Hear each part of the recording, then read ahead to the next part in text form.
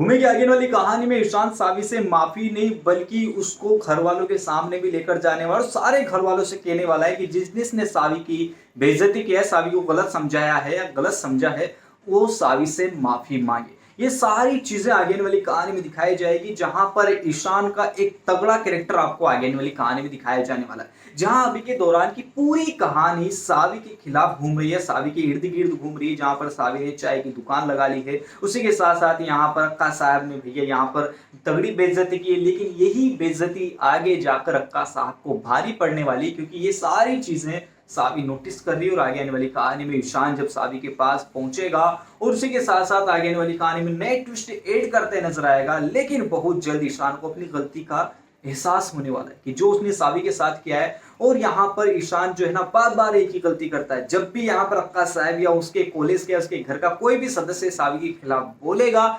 फटाफट से उसकी बातों में आ जाएगा। और यही सबसे बड़ी गलती ईशान को भारी पड़नी है इस बार। लेकिन बेकर्स लोग बार बार एक ही चीज यानी कि ईशान का एक ही कैरेक्टर दिखाते हैं। भैया शुरुआती दोनों में तो यहाँ पर ईशान को जो है सारी गलत लगती है, लेकिन यहाँ पर एक छोटी सी छानबीन करता है, ईशान को कोई प्रूफ मिलता है, फटाफट ओ माय गॉड ये तो साबित तो बेगुनाह है, फिर उसके पास जाएगा, माफी मांगते नजर आएगा, वापस से घर लेता नजर आएगा। ये सारी चीजें मेकर्स लोग जब से ईशान की एंट्री इस कहानी में हुई है तब से सेम चीजें रिपीट करते नजर आ रहे हैं। लेकिन मेकर्स लोगों को कौन जाकर समझाए कि भैया एक ट्विस्ट बार बार या एक ही चीज एक ही गलती बार बार दिखाने से उस का मजा किरकिरा हो जाता है, यानी कि उस बात का इतना महत्व नहीं होता। लेकिन आगे वाली कहानी में ईशान का तगड़ा कैरेक्टर दिखाया जाने वाला है, जहां पर ईशान सावी के पास जाएगा, माफी मांगते नजर आएगा, क्योंकि ईशान को पता चल जाता है कि सावी बेगुनाह है। अभी के दौरान ऐसी चीजें नहीं दिखाई जाएगी, लेकिन थोड़े एक या दो एपिसोड के बाद ये चीजें दिखाई जाने वाली, जहां पर ईशान को अपनी गलती का एहसास होने वाला है। ईशान सावी के पास जाएगा, सावी से माफी मांगता नजर आएगा। सावी इस बात बिल्कुल भी मना कर देने वाली है कि भैया मुझे तुम्हारे टुकड़ों पे नहीं पलना है यार,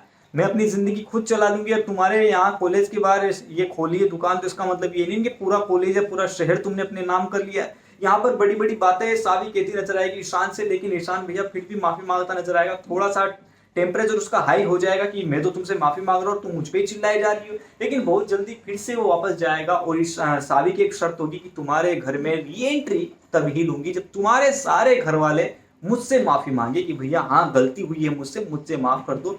ईशान इस बार घर जाने वाला है, सबसे कहने वाला है माफी मांगू, देन ये चीजें सारी घूम कर आने वाली सावी के पास, देन सावी घर जाने वाली है। ये सारी चीजें आगे वाली कहानी में दिखाई जाएगी, जहां पर तगड़े ट्विस्ट एंड टर्न्स ऐड होने वाले। ईशा जी की भैया कहानी में री एंट्री कब होगी ये सबसे बड़ा सवाल है, लेकिन कहानी में री एंट्री बहुत जल्द होने वाली। कब होने वाली उसके लिए तो आपको चैनल से बना रहना पड़ेगा, चैनल को सब्सक्राइब करना पड़ेगा। तो चैनल को सब्सक्राइब कीजिए ताकि ऐसी ताजा और मजेदार अपडेट आप लोगों को मिलते रहे। वीडियो को लाइक कीजिए और इस तरीके से चैनल से बने रहिए।